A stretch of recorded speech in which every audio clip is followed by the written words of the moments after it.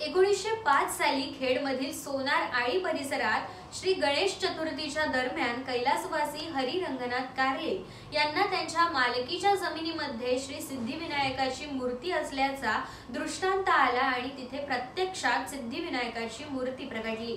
त्यानुसार पुढे येथे मंदिर उभारण्यात आलं। तरी आज तागायत येथे भक्तजन नियमित येऊन श्री सिद्धिविनायकाचं मनोभावे दर्शन घेतात आणि पूजा विधी करतात।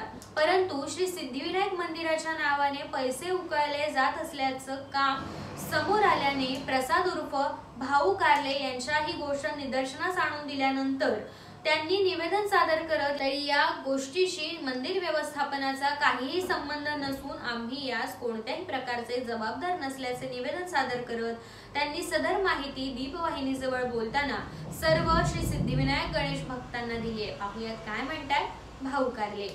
गेले काही वर्ष आमच्या सिद्धिविनायकाचे भक्तगण विचार करत असल्यामुळे हे निवेदन देत आहोत।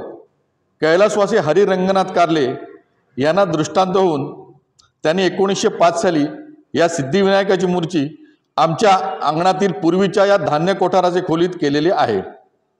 त्यांचे पश्चात त्यांची तिन्ही मुले कैलासवासी विनायक उर्फ आबा कारले, माधव कारले व माझे वडील श्री मोरेश्वर हरी कारले अर्थात हे तिघेही आज मितीस हयात नाहीत। त्यामुळे हे वडिलोपार्जित देऊळ माझ्या म्हणजे प्रसाद मोरेश्वर उर्फ भाऊ कारले यांच्या पूर्णतः निव्वळ खाजगी मालकीचे असून बाकी इतिहास आपल्याला इथे देवळात खिडकीला लावलेला दिसतो।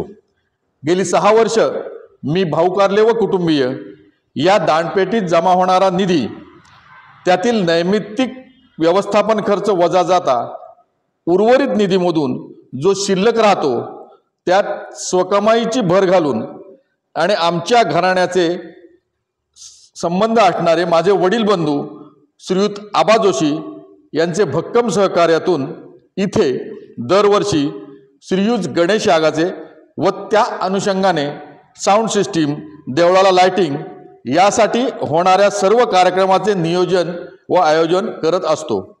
देवळाचे व्यवस्थापनाबाबत उदय केळकर गुरुजी, अरविंद शास्त्री बडवे, अवंतिका अतुल केळकर, दिग्याशेठ आपटे यांचा नैमित्तिक सहभाग असतोच। तथापि उपरोक्त सर्व प्रकारच्या खर्चासाठी आम्ही कोणाकडेही घरोघरी देणगी स्वरूपात निधी प्रत्यक्ष जाऊन जमवत नव्हतो व आजही नाही, किंवा कोणत्याही मंडळातर्फे आमच्या देवस्थान अंतर्गत धार्मिक कार्यासाठी पावत्या फाडून निधी जमवत नाही। तरी जर कोणी आमच्या सिद्धिविनायक मंदिरासाठी निधी मागण्यास आल्यास त्याचा आम्हा म्हणजे भाऊ कारले व कुटुंबीय व या देवळाचा कोणत्याही प्रकारचा संबंध नाही अथवा त्यास आम्ही कोणत्याही प्रकारे जबाबदार नाही याची कृपया सर्व भक्तगणांनी नोंद घ्यावी। आपणा सर्वांकडून सारखी विचारणा होते म्हणून हे निवेदन देण्याची कृपया वेळ आली आहे, गैरसमज नसावा आणि श्री सिद्धिविनायकाची कृपा आपल्यावर अशीच अखंड राहो ही नम्र प्रार्थना।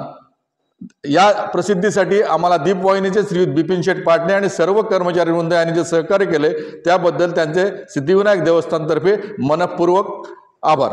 धन्यवाद।